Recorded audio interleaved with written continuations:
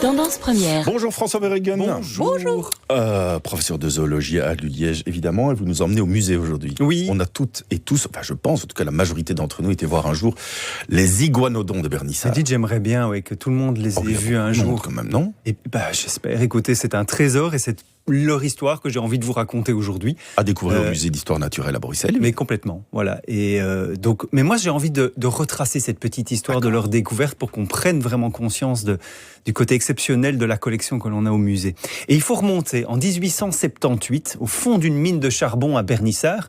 On est dans le Hainaut, à un jet de pierre de la frontière franco-belge. On est à 322 mètres de profondeur. Deux mineurs, Jules Créter et Alphonse Blanchard, font donc une découverte. Ils ne le savent pas encore, mais elle va bouleverser notre compréhension des dinosaures. Alors intrigués, ils font descendre le directeur de la mine et l'ingénieur en chef. L'objet identifié dans la roche, il est long, section ovale, texture fibreuse. L'ingénieur de la mine, il affirme que c'est une branche d'arbre fossilisée. Mais le directeur, il n'est pas convaincu, d'autant qu'il repère d'autres fragments qui ressemblent, selon lui, à un morceau de colonne vertébrale. Alors le directeur ordonne qu'on fasse remonter ces fragments à la surface, et le soir même, il se passe une scène surréaliste. Pour savoir s'il s'agit d'une branche ou d'un os, on convoque le médecin local, le médecin du charbonnage, et celui-ci décide de jeter un fragment dans le feu. Et puisque l'objet brûle immédiatement, le médecin conclut que c'est un arbre. Que c'est un os. Oui, entre nous, on peut se demander pourquoi des os brûleraient mieux que du bois, mais c'est ce qui est marqué dans le registre de l'histoire de cette soirée-là. Mais passons. Donc pour comprendre pourquoi cette découverte est révolutionnaire, il faut se remettre dans le contexte de l'époque. On est en 1878, ça veut dire que la théorie de l'évolution de Charles Darwin, elle n'a que 20 ans. Et si vous voulez la découvrir sur Science Bestiale, la vidéo vient de sortir qui retrace sa vie et sa théorie. On a donc... on ne sait pas grand-chose des dinosaures, on a quelques os par-ci par-là, mais jamais de squelette complet. Jamais aucun n'a été retrouvé et reconstitué. Et les iguanodons en particulier, on en sait encore moins. On a bien trouvé ce qui ressemble à une dent ou à une corne de cet iguanodon, mais sans squelette complet, on imagine juste l'iguanodon comme un gros iguane, un gros lézard à quatre pattes, un peu pâteau, muni d'une corne sur la tête comme un rhinocéros. Qu'on n'avait aucune référence à l'époque. Aucune, que cette dent, corne, entre guillemets. Mais revenons à Bernissart. Donc les responsables de la mine vont envoyer des courriers et demander de l'aide à la fois à l'Académie des sciences de Belgique et en parallèle à l'Institut des sciences naturelles de Bruxelles. Demande faite des deux côtés, mais Louis Depeau, un paléontologue de l'Institut d'histoire naturelle, débarque et se met à superviser les fouilles. Il demande à ce qu'on remonte autant de morceaux de squelettes que possible à la surface. Mais là, catastrophe. Quand on remonte la première partie pattes de dinosaures, les os se mettent à craquer. Après 125 millions d'années dans une argile imperméable, le contact avec l'air les fait se désagréger. Alors dans la panique, le paléontologue enroule même un fragment de 20 kilos dans ses vêtements pour tenter de le sauver. Le stress est maximal, il faut trouver une solution, et vite, et Depeau invente une technique qui est toujours utilisée aujourd'hui, me disent les paléontologues. Il fait envelopper les fossiles dans du plâtre avant de les extraire, un peu comme le plâtre qu'on utilise autour de nos bras cassés.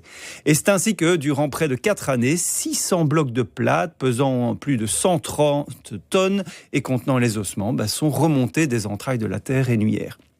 Et comme si ça suffisait pas, le 26 août 78, donc 6 mois après la découverte, un tremblement de terre frappe la région. Le paléontologue Depeau et ses hommes se retrouvent coincés au fond de la mine pendant plusieurs heures avant d'être secourus. Et puis c'est l'eau qui commence à envahir les galeries à cause des fissures causées par le tremblement. Les fouilles doivent s'interrompre. Pendant ce temps, vous vous rappelez que je vous ai dit que la direction du charbonnage avait contacté simultanément le musée et l'Académie des sciences de Belgique. Un membre de l'Académie prend contact avec Joseph Van Beneden, professeur à l'Université de Louvain, le ponte de la zoologie belge de l'époque. Il a décrit des dizaines d'espèces de baleines préhistoriques et sa réputation est immense. Van Beneden prend tout le monde de court. Sans prévenir les responsables de la mine, il annonce la grande découverte des squelettes lors d'une séance à l'Académie royale. Et coup de poignard, il attribue la paternité de la découverte non pas au directeur du charbonnage, mais à l'ingénieur de la mine. Vous savez, celui-là qui soutenait que les ossements étaient du bois fossile. Pourquoi il attribue cette découverte à cet ingénieur ? Parce que c'était l'un de ses anciens élèves à Louvain. Une manière donc indirecte de s'attribuer le mérite de cette découverte. Le directeur de musée d'histoire naturelle, il est furieux, tout comme le directeur de la mine, qui avait eu le nez fin et qui avait fait la découverte des ossements. Donc c'est le début d'une guerre qui va durer des années. Les séances de l'Académie royale deviennent des champs de bataille. Le conflit atteint même son paroxysme avec ce qu'on a appelé l'étiquette de la discorde. C'est-à-dire l'étiquette qui accompagne le premier squelette complet exposé au musée. Polémique nationale. On se croirait d'ailleurs sur les réseaux sociaux d'aujourd'hui. Sur l'étiquette, on peut lire que le squelette a été, je cite, découvert en 1878 dans le charbonnage de Bernissart par M. Fagès, le directeur. Le professeur Van Beneden explose à l'Académie.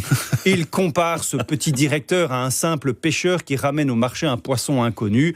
Van Beneden hurle que c'est lui le grand spécialiste, mais le musée refuse d'ajouter le nom du professeur sur l'étiquette. Et après des mois de discussion, le secrétaire perpétuel de l'Académie propose sagement de clore les débats. Van Beneden est humilié et il ne travaillera plus jamais sur ces dinosaures. En attendant, au musée, les squelettes d'iguanodons sont confiés à un jeune chercheur, Louis Dollo. Dollo, il va tout révolutionner. Il ne veut pas juste décrire les fossiles et les monter dans une position naturelle. Non, il veut comprendre comment ces animaux vivaient, comment ils se comportaient. Il jette en fait les bases d'une discipline aujourd'hui nommée la paléobiologie.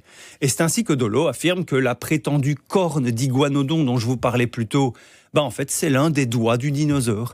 Il démontre aussi que l'iguanodon ne rampait pas comme un iguane, mais qu'il pouvait se dresser sur ses pattes arrière et utiliser librement ses mains. Des mains qui se révèlent être de véritables couteaux suisses. Les 3 doigts centraux forment des petits sabots pour la marche à 4 pattes. Le 5e doigt, opposable comme notre pouce, permettait de saisir des branches.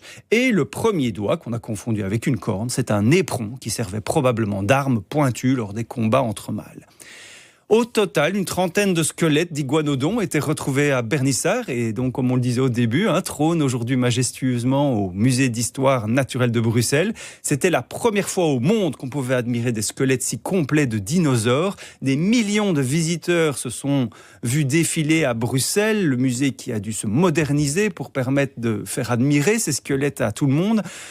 Figurez-vous aussi que des forages ont été réalisés en 2002 et ont montré que d'autres squelettes dorment encore à plus de 300 mètres de profondeur à Bernissart en compagnie d'innombrables fossiles d'animaux et de végétaux.